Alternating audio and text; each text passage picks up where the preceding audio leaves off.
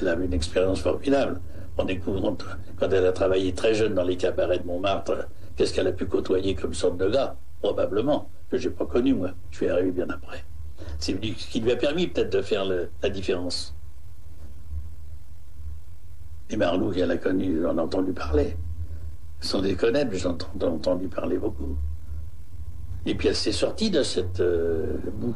Elle s'en est sortie toute seule parce que elle était artiste, parce qu'elle avait le goût du beau. Elle avait le goût du beau dans tout.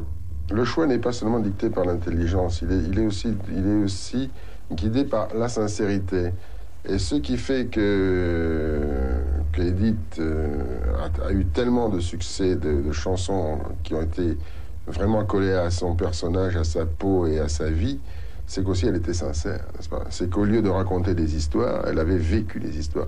Je dis tout le temps la différence qu'il y a entre Édith Piaf et les autres chanteuses, ou beaucoup d'autres chanteuses, c'est que beaucoup d'autres chanteuses, elles chantent des histoires dites vécues, dites réalistes, et elles sortent d'un milieu bourgeois, protégé, elles sont belles, jeunes, etc. Éduquées à la grande école, et elles chantent la misère, et les pauvres filles, c'est pas très crédible. Elles vont à la chanson réaliste, tandis qu'Édith Piaf en venait de la chanson réaliste.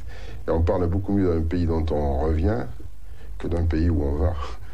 Venant d'où elle venait, s'était instruite elle-même.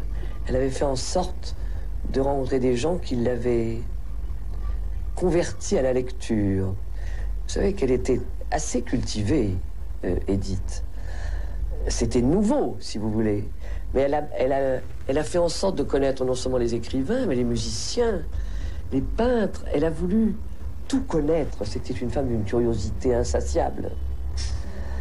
Et c'était beau, d'ailleurs, de voir comme elle faisait des recherches sur tout.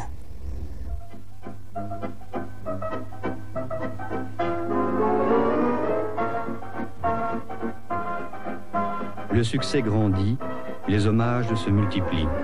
Celui de Kiefer en peinture et de Jean Cocteau, le poète. Regardez cette étonnante petite personne dont les mains sont celles du lézard des ruines. Regardez son front de Bonaparte, ses yeux d'aveugle qui vient de retrouver la vue. Comment chantera-t-elle? Comment s'exprimera-t-elle? L'âme de la rue s'adresse aux immeubles silencieux qui l'abordent. L'âme de la rue pénètre dans toutes les chambres de la ville. Ce n'est plus Madame Piaf qui chante. C'est la pluie qui tombe, c'est le vent qui se plaint, c'est le clair de lune qui met sa nappe. Pour elle, Jean Cocteau, fasciné, craint le bel indifférent. Dans cette pièce dure, la comédienne se révèle. Mais c'est dans ses chansons qu'elle prend son envol. Après Raymond Assau, d'autres auteurs et compositeurs lui donnent le meilleur d'eux-mêmes et viennent enrichir son répertoire. Édith devient la coqueluche de Paris. La gloire s'installe à sa table. Édith l'accueille simplement, avec passion. Sur scène comme dans la vie, il faut la prendre comme elle est, entière.